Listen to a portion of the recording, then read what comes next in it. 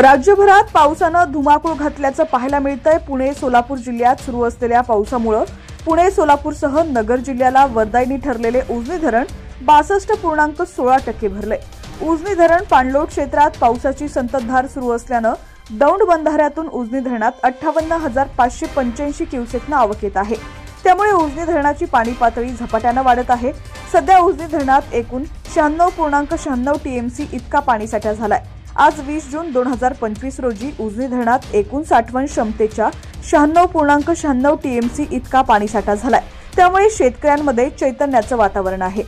पुढील काही दिवसातच उजनी धरण हे 100% क्षमतेनं भरणार आहे। दरम्यान खडकवासला धरणाच्या सांडव्यावरून मुठा नदी पात्रात सुरू असलेला 8,734 क्युसेक विसर्ग रात्री 9:30 वाजल्यापासून 15,000 क्युसेक इतका करण्यात आलाय। दरम्यान असेच दररोज धरणांचे अपडेट्स पाहण्यासाठी आताच HPN मराठी न्यूज चॅनलला सबस्क्राइब करा आणि बेल आयकॉनवर प्रेस करून नोटिफिकेशन्स मिळवा। हीच बातमी तुम्ही फेसबुकवरती पाहत असाल तर आमच्या HPN मराठी न्यूज या फेसबुक पेजला देखील नक्की फॉलो करा।